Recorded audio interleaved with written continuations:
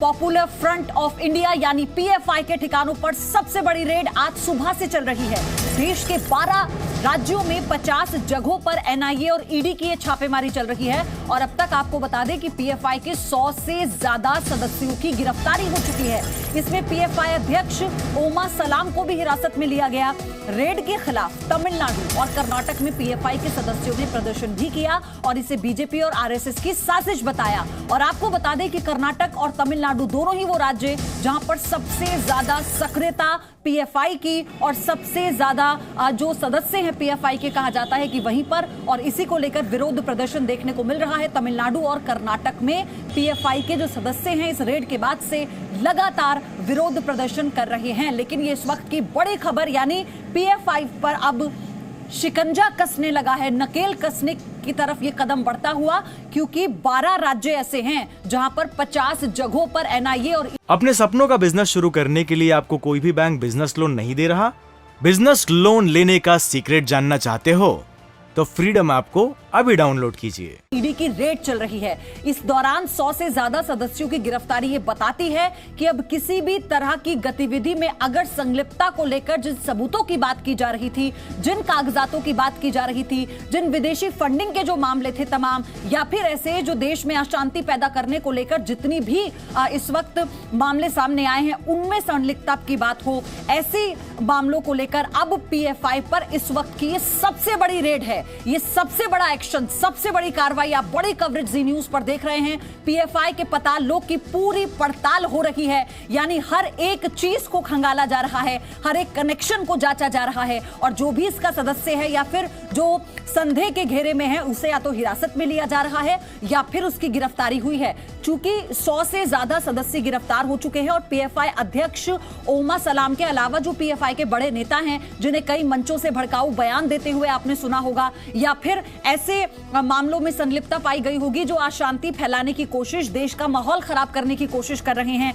या फिर ऐसे मामले जो विदेशी फंडिंग से जुड़े हैं, या फिर ऐसे मामले जो किसी और संगठन से ताल्लुक रखते हुए सामने आए थे। इन तमाम मामलों के मद्देनजर अब पीएफआई रडार पर है ईडी की, अब पीएफआई रडार पर है एनआईए की, और इसी को लेकर ही अब तक की पीएफआई के खिलाफ सबसे बड़ी कार्रवाई, सबसे बड़ी रेड हो रही है। और आपको बता दें कि इसी का विरोध पीएफआई के कार्यकर्ता, पीएफआई के सदस्य कर रहे हैं और उनका साफ तौर पर सीधा हमला है आरएसएस और बीजेपी पर यह कहकर कि उनके खिलाफ साजिश की जा रही है। हालांकि जब जब पीएफआई पर सवाल उठे हैं, पीएफआई की तरफ से सफाई आई है। पीएफआई का यह कहना कि वो एक समाज के हित में काम करने वाला संगठन है, पीएफआई का यह कहना कि वो मुसलमानों के हित की आवाज बनकर काम कर रहा है, पीएफआई का यह कहना कि वो अल्पसंख्यकों को जो दबाने वाली ताकतें हैं उनके खिलाफ काम कर रहा है। लेकिन ऐसे तमाम मुद्दों के इतर पीएफआई की जो संलिप्तता है वो ऐसे मामलों में आई है जो देश में अशांति पैदा करे, ऐसे मामलों में आई है जो कट्टरवाद को बढ़ावा दे, ऐसे मामलों में आई है जहां ऐसे प्रदर्शनों को फंडिंग की गई जो देश विरोधी थे, ऐसे मामलों में संलिप्तता पीएफआई की आई है जहां विदेशी फंडिंग का आरोप भी लगा है। फिर चाहे इसकी वेबसाइट हो, फिर चाहे ये संगठन हो, या फिर इसका किसी राज्य का दफ्तर हो, या फिर जो इसके तमाम कार्यकर्ता इससे जुड़े हैं, या फिर जो सदस्य जुड़े हैं, वो अब एनआईए और ईडी की रडार पर है।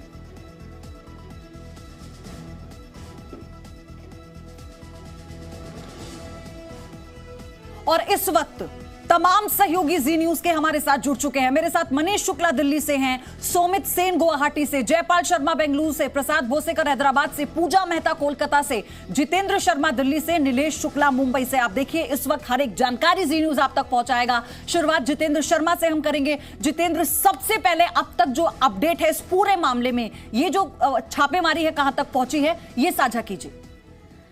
देखिए प्रदीप, ईडी और एनआईए दोनों एक साथ छापेमारी कर रही हैं, तो आप इसको ये समझ सकते हैं कि टेरर और फाइनेंसिंग दोनों मामलों को लेकर के ये ईडी और एनआईए छापेमारी कर रही है। करीब 50 ठिकाने हैं पीएफआई के 12 राज्यों में जहां पर इस समय ईडी छापेमारी कर रही है और 106 जो पीएफआई के जो नेता है उनको गिरफ्तार कर लिया गया है। खुद जो चेयरमैन है उनके OMA सलेम, उनको भी हिरासत में ले लिया गया है। और ये छापेमारी इसलिए की जा रही है पयोधी, क्योंकि लगातार पीएफआई के ऊपर आरोप लगते रहे हैं कि वो किस तरह से देश के अंदर आतंकवाद को बढ़ावा देने में सक्रिय भूमिका निभाता रहा है। यानी कि पीएफआई लगातार देश के अंदर अस्थिरता पैदा करने में, आतंकवाद को बढ़ावा देने में लगातार वो रहा है। और उसके अलावा जो फंडिंग है गल्फ कंट्रीज से जो फंडिंग आ रही है उसको हवाला के जरिए भारत में ला करके उसको आतंकी गतिविधियों में इस्तेमाल करता रहा है। पीएफआई इसके अलावा जो दुश्मन देश है उनके साथ भी लगातार जो नेता है, चाहे वो टर्की है क्योंकि उनके साथ भारत के रिश्ते काफी अच्छे नहीं है, लेकिन वहां पर भी लगातार जो पीएफआई के नेता है लगातार टर्की में जाकर के वहां के जो नेता है उनके साथ लगातार मुलाकात कर रहे हैं और भारत के अंदर इस तरह की जो आतंकी गतिविधियां हैं उनको बढ़ाने के लिए फंडिंग कर रहे हैं। और यही वजह है कि लगातार जो एनआईए और ईडी इनको खिलाफ मामले दर्ज करके जांच कर रही थी और आज ये एक साथ छापेमारी कर रही है।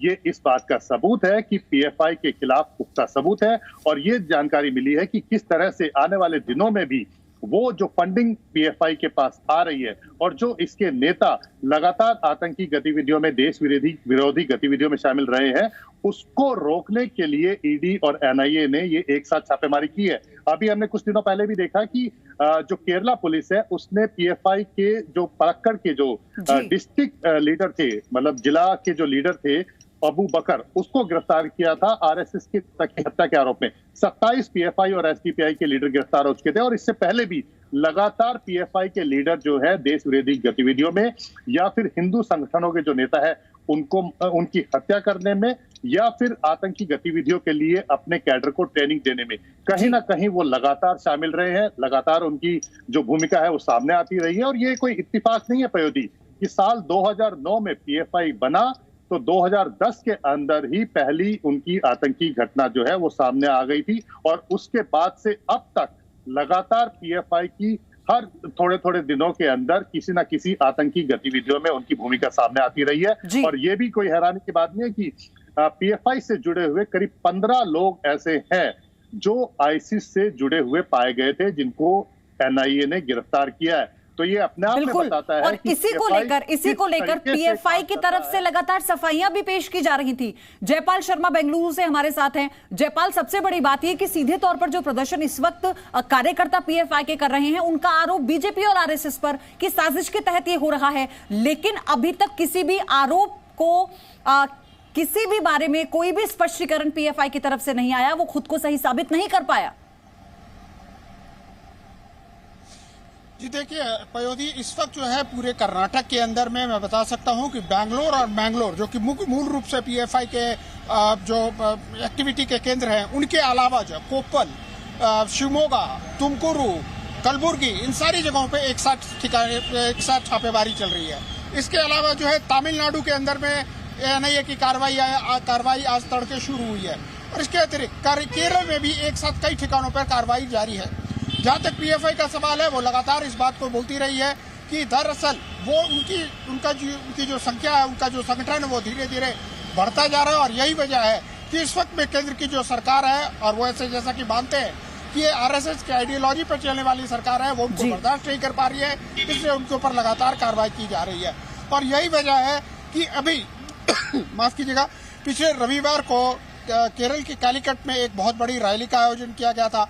वहां पर पीएफआई ने जम करके अपनी बातों को सामने में रखा था और उसके बाद जब अबू बकर की गिरफ्तारी हुई थी उस वक्त भी उन्होंने इसी बात को दोहराया था कि दरअसल जो सरकार उनकी उस रैली को देख करके घबरा गई है और यही वजह है कि इस तरह की कार्रवाई की जा रही है। और मैप के जरिए बता रहे हैं दर्शकों को किन किन राज्यों में इस वक्त रेड मारी जा रही है पीएफआई के ठिकानों पर। ये आप देख लीजिए, कर्नाटक, केरल, तमिलनाडु, आंध्र प्रदेश, तेलंगाना, असम, राजस्थान, ये तमाम वो राज्य, 12 राज्य हैं कुल मिलाकर। और आपको बताएं 100 से ज्यादा गिरफ्तारियां हो चुकी हैं। 50 ऐसे ठिकाने हैं जहां पर ये छापेमारी की जा रही है। उत्तर प्रदेश, बिहार, दिल्ली भी इसमें शामिल है। मनीष, सबसे बड़ी बात ये विदेशी फंडिंग की जब बात आती है और आतंकी संगठनों से जो लिंक पाए गए थे, एनआईए की रडार पर पहले से ही संगठन था, लेकिन क्योंकि सबूतों को लेकर वो खुद को सुनिश्चित एनआईए करना चाहती थी। अब आपको क्या लग रहा है, जो जांच जिस तरह से एनआईए की होगी वो किस दिशा में होगी? देखिए, सबसे बड़ा सवाल ये है कि क्या पीएफआई को बैन किया जाएगा, ये बहुत बड़ा सवाल है। क्योंकि अगर आप देखें तो यूपी स्टेट ने, कर्नाटका ने, कई स्टेट ने पीएफआई को बैन करने की मांग की हुई है गृह मंत्रालय से। दूसरी बड़ी बात कि अगर आप देखें तो एनआईए पिछले लंबे टाइम से पीएफआई से जुड़े एक्टिविटीज़ पर कार्रवाई करती रही है, चाहे जूडो कराटे की ट्रेनिंग की बात सामने आई हो, या बिहार की आप घटना को देख लें, या यूपी में सीए प्रोटेस्ट के नाम को लेकर के जो राइट्स हुए थे उसमें भी यूपी सरकार ने, यूपी पुलिस ने कहा था कि पीएफआई के लोग शामिल थे। लेकिन ये भी एक लॉजिक दिया जाता है कि पीएफआई को बैन करना बहुत सही नहीं होगा, क्योंकि बैन करने से ये जो संगठन है दूसरे नाम से ऑपरेट करने लगते हैं। आप याद करिए, सिमी भी ऐसा एक ग्रुप था। जब सिमी को बैन किया गया तो कई कार्यकर्ता पीएफआई में जाकर के शामिल हो गए। जहां तक आपने टेरर फंडिंग की बात की है, देखिए अभी तक जो पीएफआई है वो कहते हैं कि भले उनके काडर के कुछ लोग इलीगल एक्टिविटीज़ करते हों, लेकिन पीएफआई संगठन इन सब चीज़ों में शामिल नहीं रहता है और उसका वो विरोध करते रहते हैं। अभी तक ऑफिशियली कोई इस तरीके के डॉक्यूमेंट्स भी एजेंसीज ने शेयर नहीं की है कि उनके टेरर फंडिंग से कोई उनका डायरेक्ट पीएफआई ऑफिस का कोई लिंक हो, तो ये अभी इन्वेस्टिगेशन का विषय है। दूसरी जो सबसे बड़ी बात यह है कि वो जरूर कहते हैं कि लोग स्वेच्छा से डोनेट करते हैं पीएफआई को, क्योंकि संगठन को वो मजबूत करना चाहते हैं, मुस्लिम हितों की बात करता है। लेकिन पिछले लंबे टाइम से जिस तरीके से पीएफआई के लोग अलग अलग टेरर एक्टिविटीज़ में शामिल रहे हों, केरल में प्रोफेसर का हैंड चॉपिंग का केस हो, आरएसएस के लीडर्स पर हमले का मामला हो, बहुत एजेंसीज हैं उनका मानना है कि पीएफआई देश के लिए खतरा बनता जा रहा है। और मुझे याद है कि होम मिनिस्ट्री में जब कुछ साल पहले बाकायदा 10-12 पेज की रिपोर्ट भी तैयार की गई थी, जिसमें सारे केसेस जो पीएफआई के इकट्ठे किए गए थे। अब ये कॉल पॉलिटिकल कॉल है कि बैंड होगा कि नहीं होगा, लेकिन 2-3 दिनों से तैयारी हो रही थी। ईडी एनआईए की टीमें देश के अलग अलग राज्यों में जा रही थी और ये हमें भी एहसास हो गया था कि बहुत बड़ी रेड होने वाली है जल्दी ही, और इस तरीके से सरकार ने पीएफआई के खिलाफ ये कार्रवाई की। प्रसाद, सबसे बड़ी बात यह है कि हमने हाल ही में देखा है कि वहां पर भी किस तरह से जो संलिप्तता है कई ऐसे मामलों में जो अशांति पैदा करते हैं, कई ऐसे मामले हैं जो देश विरोधी हैं जिसमें पीएफआई का नाम सामने आया है। लेकिन अब इस संगठन पे एक सवाल उठ रहा है बैन होने को लेकर, जो इस बात का जिक्र मनीष कर रहे थे, क्या वाकई उतना आसान होगा? बिल्कुल काफ़ी मुश्किल होगा। जिस प्रकार से हमने, अगर आपको याद होगा तो 2 महीने पहले उत्तरी तेलंगाना निज़ामाबाद में एक मॉड्यूल को बस किया गया था, जहां पर एक व्यक्ति अब्दुल कादर ने कराटे ट्रेनिंग को लेकर कई सारे युवकों को भड़काने की कोशिश की जब वो अरेस्ट हुए थे। और हाल ही में रविवार के दिन भी वहां पर रेड्स हुए, 4 लोगों को फिर से हिरासत में लिया गया है। तो आंध्र प्रदेश और तेलंगाना में ज़रूर ये देखने को मिला है कि कैसे धीरे धीरे पीएफआई अपने पैर पसार रही है और उनकी गतिविधियों में काफ़ी तेज़ी आ रही है। और जिस प्रकार से छोटे गांव हो, कस्बे हो, वहां पर इनके एक्टिविस्ट का मिलना, अब जैसे आज सुबह हमने देखा कर्नूल, जो कि एक छोटा टाउन है आंध्र प्रदेश में, वहां पर जब एनआईए पुलिस जाती है और दूसरे अधिकारी जाते हैं तो ज़बरदस्त प्रोटेस्ट होता है।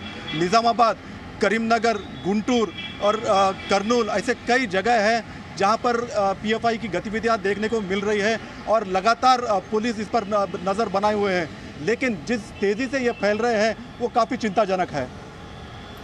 सुमित, वहां से क्या अपडेट है? गुवाहाटी से हमारे सहयोगी जुड़े हुए हैं, वहां पर क्या इस वक्त जानकारी मिल रही है? जी, इस वक्त हम एक बिल्डिंग में है और बिल्डिंग के छत पे हम आपको दिखाएंगे। ये पीएफआई का ऑफिस है। रात के 3 बजे यहाँ पर जो एनआईए के अधिकारी है और साथ ही असम पुलिस के जवान, वो यहाँ पर आके यहाँ पे छापेमारी हुई।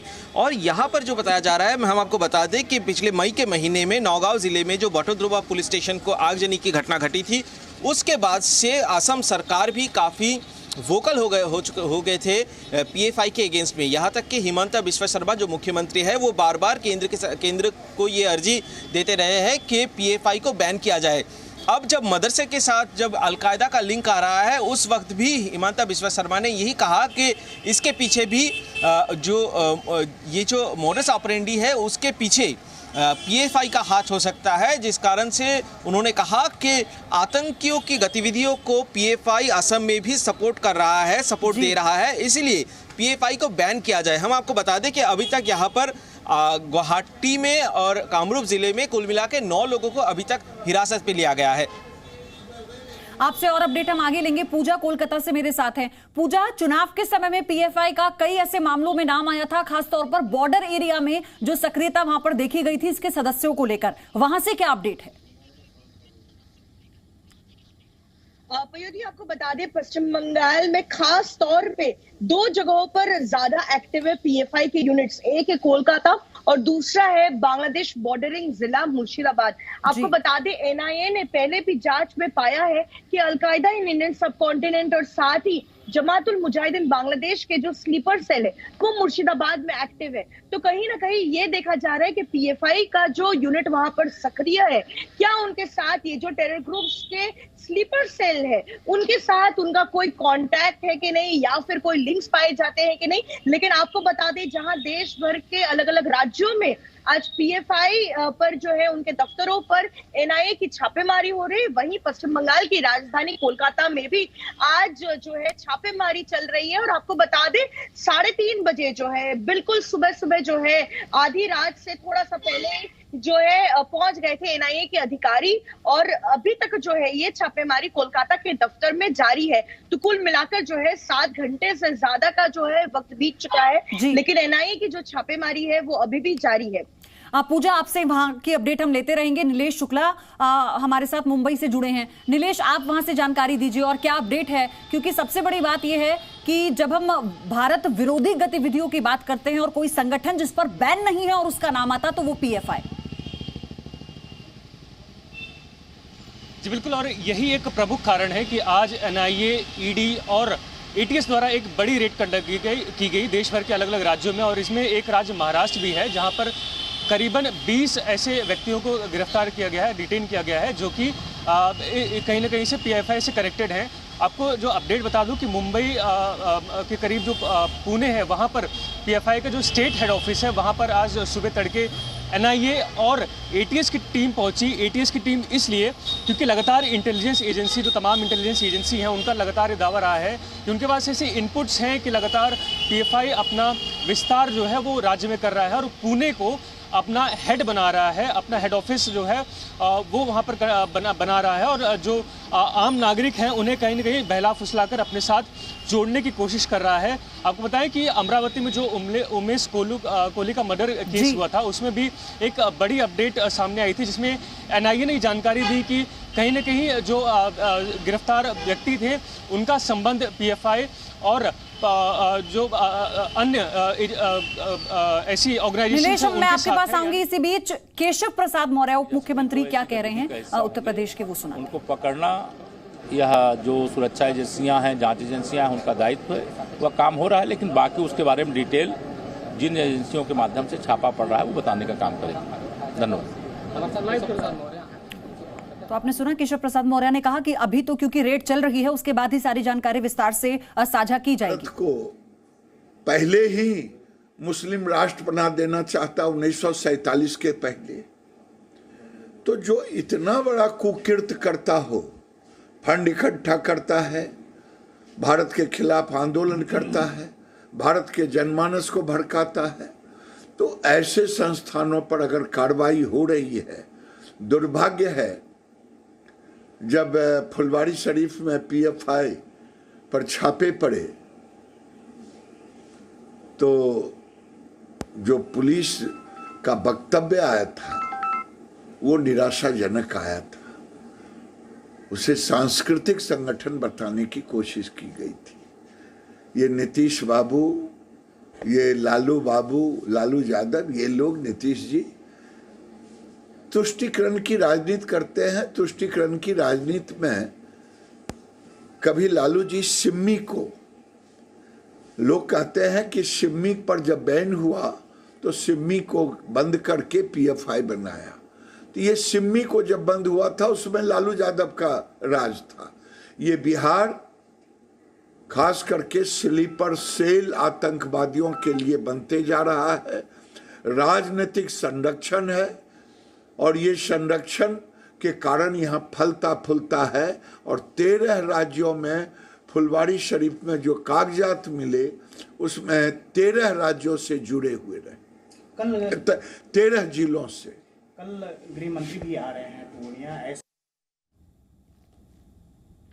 तो गिरिराज सिंह को आपने सुना, हालांकि लालू प्रसाद यादव पर भी उन्होंने गंभीर आरोप लगा दिए, लेकिन फिलहाल इस रेड को लेकर अभी सब्र करना होगा, ये केशव प्रसाद मौर्य भी कह रहे थे, उत्तर प्रदेश के उप मुख्यमंत्री। उन्होंने कहा कि इसके बाद विस्तार से जानकारी दी जाएगी। तमाम सहयोगी इस वक्त जी न्यूज के इस बड़े कवरेज को आप देख रहे हैं, लगातार हमारे साथ बने हैं। जितेंद्र, 2 बातें मैं आपसे जानना चाहती हूँ, एक बार फिर से आप ये अपडेट करें, दिल्ली में कितने ठिकाने हैं जहां पर ये रेड हो रही है और क्या यहां से भी गिरफ्तारी हुई है? और मेरा दूसरा सवाल आपसे ये है जितेंद्र, जिस बात का जिक्र मनीष कर रहे थे कि पीएफआई जो संगठन है वो ये कहता है कि हम मुसलमानों के हित में काम करते हैं, अल्पसंख्यकों के लिए हम काम करते हैं, लेकिन इससे जुड़े जो लोग हैं, जो इसका कैडर है, वो इस तरह के मामलों में संलिप्त है जो देश विरोधी कहे जाते हैं। तो फिर कैसे इस संगठन को जब बैन करने की मांग हो रही है उस पर आगे बढ़ा जाएगा?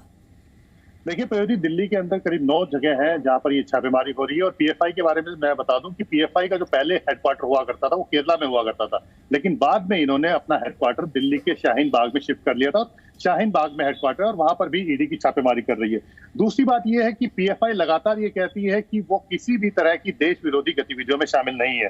लेकिन मैं आपको बता दूं पयोधी कि जब 2001 में सिमी को बैन किया गया तो उसके बाद 2009 में एक तरह से कह सकते हैं कि 6 में ही इसका पीएफआई का गठन होना शुरू हो गया था, लेकिन 2009 में औपचारिक रूप से इसका गठन हो गया था। और 3 जो महत्वपूर्ण संगठन थे, मैं उनका नाम आपको बता दूं कि नेशनल डेवलपमेंट फ्रंट है जो कि एनडीएफ है, केरला का कर्नाटका फोरम फॉर डिग्निटी है केएफटी, और कर्नाटका का, और मणिथा नीति परसाई एमएनपी जो कि तमिलनाडु का। ये जो 3 डेडली संगठन थे जो कि काफी खतरनाक थे, इन संगठनों के जो लोग मिलकर के और सिमी के जो लोग मिलकर के उसके बाद पीएफआई का गठन हुआ था। और उसके बाद से ही आप सोचिए कि 2009 में जब ये बना, उसके बाद से ही 2010 में सबसे पहले केरल के अंदर प्रोफेसर जोसेफ है, उनके हाथ को काट दिया गया। उसके बाद 2013 में जो नारद है वहां पर पीएफआई के जो लोग हैं वो ट्रेनिंग लेते हुए पाए गए, जिसके बाद एनआईए ने रेड की और उसके बाद उनको गिरफ्तार किया। इसके बाद लगातार, मतलब आप ये मान के चलिए कि हर महीने 6 महीने में लगातार पीएफआई किसी ना किसी तरह से एक्टिव रहा है और आतंकी गतिविधियों में शामिल रहा है। 15 इनके कैडर के लोग जो है आईसिस जैसे आतंकी संगठन को जुड़ने के लिए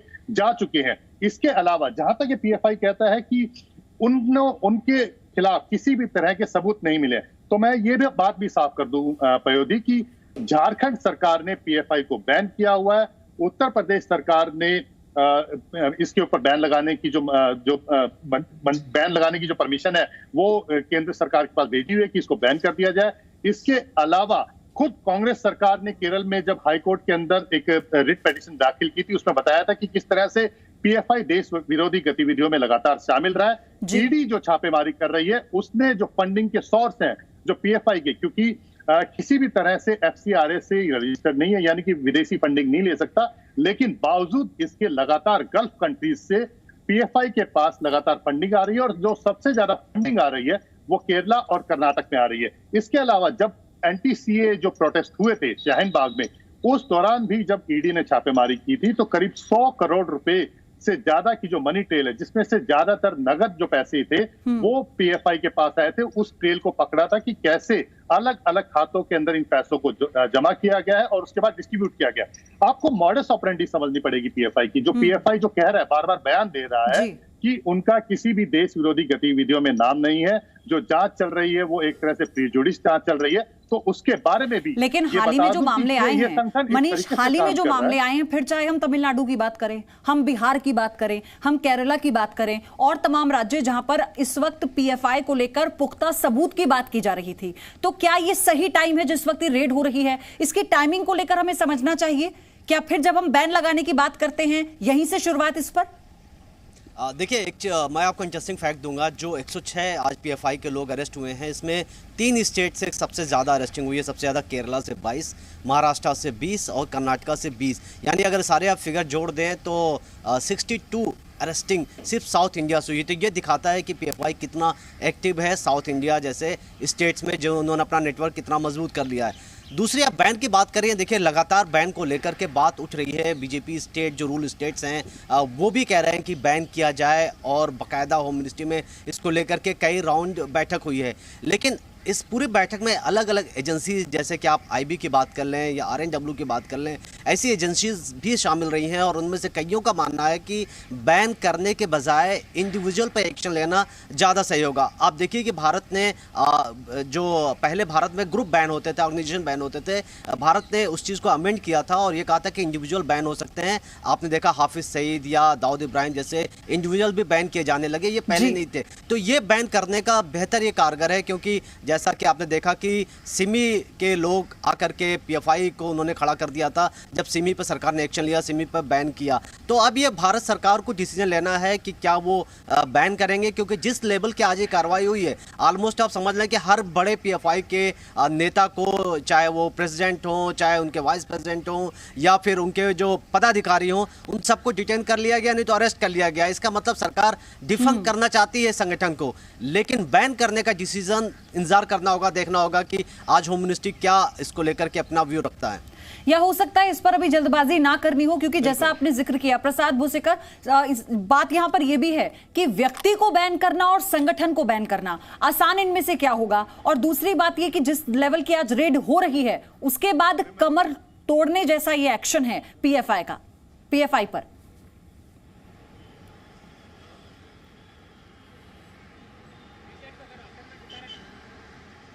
प्रसाद भूसेकर, आवाज मिल पा रही है आपको?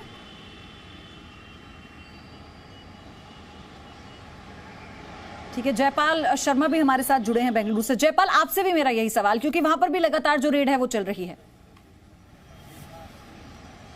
जी देखिए, उत्तर प्रदेश से लेकर के कर्नाटक तक की राज्य सरकार जो है लगातार इस बात को दोहराती आई है कि वो पीएफआई को बैन करना चाहती है, क्योंकि इनकी जो गतिविधियां हैं वो काफी संदिग्ध नजर आती हैं। लेकिन वास्तविकता ये है कि सिर्फ कहना काफी नहीं होता है, इसको करने के लिए काफी ज्यादा मेहनत एनआईए और राज्य सरकार की पुलिस को करनी होगी। ये जरूर तय है कि ऐसे कई मामले हैं जिनके अंदर में एनआईए का नाम आया है या इससे जुड़े हुए लोगों का नाम आया है, लेकिन हमें ये देखना होगा कि सिर्फ मुकदमे कर देना काफी होता है या उनको कन्विक्ट करवाना भी जरूरी होता है, क्योंकि ये ज्यादा से ज्यादा मामले जो हैं वो इस वक्त अदालत के अंदर में है, और जब तक इनका कन्विक्शन रेट नहीं बढ़ेगा तब तक सरकार को इनको पर बैन लगाना काफी मुश्किल साबित होगा। इसलिए जरूरी है कि वो एनआईए हो या राज्य सरकार, जो वो इस तरह के मामलों की जांच कर रही है तो तय तक जाए, सबूत लेकर के आए, वरना पीएफआई अपनी ओर से हमेशा इस बात का स्पष्टीकरण देता रहेगा कि विदेश तभी टाइमिंग की बात हो रही है ना जयपाल, टाइमिंग की बात तभी है कि एनआईए की रडार पर, ईडी की रडार पर तो ये संगठन पहले से था, लेकिन आज की जो टाइमिंग है वो बहुत महत्वपूर्ण है। 12 राज्य 50 ठिकाने, तो क्या उसी की तरफ हम बढ़ रहे हैं? सवाल लगातार इसलिए यही है। सुमित, आप बताइए वहां पर क्या अपडेट है, क्या अभी भी रेड चल रही है? 9 लोगों के अलावा भी गिरफ्तारी हुई है? देखिए, 9 लोगों को अभी तक हिरासत में लिया गया है। अभी तक रेड जो शुरू हुई थी सुबह करीब 3 बजे के करीब, वो करीब 6 साढ़े 6 बजे तक यहाँ पे रेड चली। मैं आपको दिखाना चाहूँगा फिर से, ये जो जगह है ये हाथीगांव इलाका है, और यहाँ पे ये जो एक बिल्डिंग के छत के ऊपर एक रूम में किसी को पता नहीं था। यहाँ तक कि लोकल जो पुलिस स्टेशन में जब हम पता करने की कोशिश किया कि पीएफआई का ऑफिस, उस समय भी उनके पास भी कोई इन्फॉर्मेशन नहीं था। इतना सीक्रेसी मेंटेन करके यहाँ पे ये ऑफिस चल रहा था। और पीएफआई को लेकर असम सरकार काफ़ी दिनों से ही काफ़ी वोकल है कि पीएफआई यहाँ पे कई कट्टरपंथी संगठन है या फिर कुछ ऐसे टेररिस्ट एलिमेंट पैदा हो रहा है, या फिर मदरसे के साथ अलकायदा, इन सब कॉन्टिनेंट का जो लिंक मिल रहा है, बांग्लादेश का अंसारुल बांग्ला टीम का जो लिंक मिल रहा है, उसके साथ कहीं ना कहीं पीएफआई का लिंक है। और इसी बात को लेकर केंद्र सरकार के पास भी असम सरकार की तरफ से अर्जी किया गया है कि जल्द से जल्द पीएफआई को बैन किया जाए। नीलेश, सबसे बड़ी बात यह है कि महाराष्ट्र में भी संगठन को लेकर बैन करने की मांग उठती रही है, तो तमाम राज्य ऐसे हैं जो केंद्र सरकार को इस बाबत चिट्ठी लिख चुके हैं और ये मंशा जाहिर कर चुके हैं कि अगर राज्य में ज्यादा मामले ऐसे आते हैं तो फिर राज्य में कम से कम बैन कर दिया जाए। अभी वहां से और क्या अपडेट है?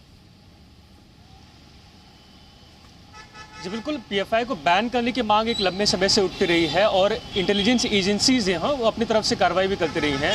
फिलहाल जो एटीएस द्वारा जानकारी दी गई है, करीबन 11 ऐसे स्थान हैं महाराष्ट्र राज्य भर में जहां पर एटीएस अलग से जो अपनी रेड है वो ऑपरेशन है वो कंडक्ट कर रही है, और एनआईए जो है वो अलग अपनी तरफ से कार्रवाई कर रही है। अब तक कुल 20 ऐसे लोग हैं जिन्हें डिटेन किया गया है इस पूरे मामले में।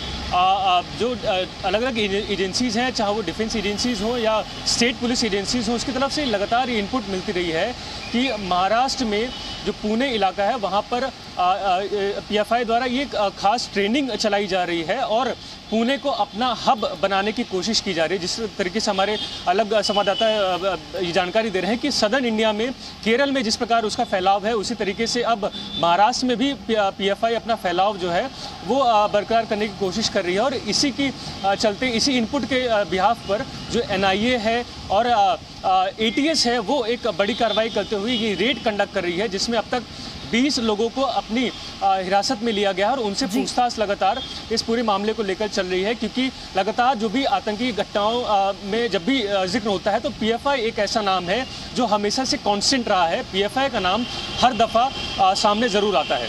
ठीक, प्रसाद भी हमारे साथ जुड़ गए हैं एक बार फिर से हैदराबाद से। प्रसाद, आप बताइए इस वक्त की और अपडेट वहां से। देखिए, यहाँ पर हैदराबाद में करीमनगर, आंध्र प्रदेश में कर्नूल, गुंटूर और कई जगहों पर खास करके हैदराबाद में भी रेड्स चल रहे हैं। और सुबह जैसे कि सबने बताया कि 3 बजे से तड़के रेड्स चल रहे हैं। और यहाँ पर खास करके जो नज़र है पीएफआई के ऊपर एनआईए की, तो वो निज़ामाबाद, करीमनगर जो उत्तरी तेलंगाना है, वहाँ पर जिस प्रकार से एक के बाद एक मॉड्यूल्स को बस्ट किए गए थे, कराटे सिखाने की ट्रेनिंग कैंप हो रही थी, जहाँ पर लोगों को कैसे मारा जाए, हाथों से हो या फिर चाकू से हो या रॉड से हो, कैसे मारा जाए वो सिखाया जा रहा था। 2 महीने पहले हमने ही जी मीडिया पर ये खबर दिखाई थी और पिछले रविवार को ही 4 लोगों को गिरफ्तार किया, कई लोगों को पूछताछ के लिए बुलाया है। तो एनआईए की नज़र और राज्य सरकार की भी नज़र पूरे पीएफआई की जो गतिविधियां हैं दोनों ही तेलुगु राज्यों में, उस पर काफ़ी कड़ी हो गई है अभी। और अभी देखना होगा कि आज जो रेड की जा रही है उसमें और किस तरह के खुलासे होते हैं जितेंद्र। लेकिन सबसे बड़ी बात यही है कि एनआईए हो या फिर ईडी हो, सुनिश्चित करने के बाद ही इतना बड़ा एक्शन लिया गया है। तो यहीं से क्या हम ये समझे कि इस बार अगर बैन को लेकर कोई प्रक्रिया शुरू होती है तो उसमें कोई लूपहोल नहीं होगा, उसमें किसी भी तरह से कोई चूक नहीं होने दी जाएगी? देखिए, बैन को लेकर के काफी बार सरकार के बीच में बात होती है, सरकार और एजेंसी के बीच में लगातार इसको लेकर के चर्चा चलती रहती है।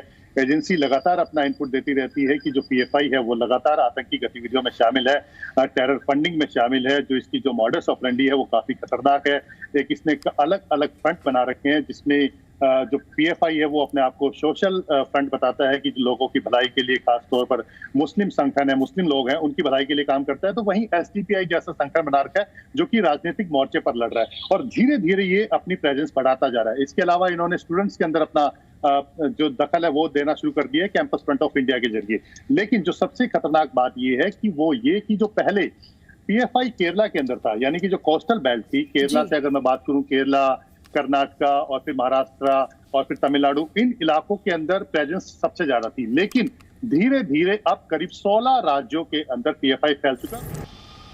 जी, आपको बताएं कि अब तक महाराष्ट्र में 20 लोगों को एनआईए और एटीएस द्वारा डिटेन किया गया है। जो पुणे में सुबह से कार्रवाई चल रही थी एनआईए द्वारा, उसमें 2 पीएफआई के ऐसे कर्मी हैं जिन्हें फिलहाल डिटेन किया गया है, जिसमें से एक है अब्दुल क्वाजिम शेख और दूसरे हैं रजी अहमद खान। इन दोनों जो संदिग्ध आरोपी हैं उन्हें एनआईए ने फिलहाल डिटेन किया है और लगातार जो पूछताछ का सिलसिला है वो फिलहाल इनसे जारी है, क्योंकि हम देख रहे थे जिस प्रकार सुबह एनआईए की टीम पीएफआई के दफ्तर पहुंची, अपने साथ एक भारी पुलिस फोर्स लेकर पहुंचे, सीआईएसएफ के जो जवान हैं वो वहां पर पहुंचे, क्योंकि हमने देखा कि अलग अलग राज्यों में किस प्रकार जब एनआईए रेड करने पहुंची थी तो उन्हें गतिरोध का सामना करना पड़ा था। और इसी सिलसिले में अब एनआईए ने एक बड़ी डेवलपमेंट की है कि पुणे से 2 व्यक्तियों को जो संदिग्ध हैं उन्हें डिटेन किया गया है। इस पूरे मामले की जानकारी को लेकर वो आगे उनसे पूछताछ करेंगे। ओके, मैं आऊंगी नीलेश आपके पास। मेरे साथ उत्तर प्रदेश के पूर्व डीजीपी अरविंद कुमार जैन जुड़ गए हैं। सर, वेरी गुड मॉर्निंग, स्वागत है जी न्यूज पर आपका। पहला सवाल यही, आज की सबसे बड़ी इस कार्रवाई को पीएफआई पर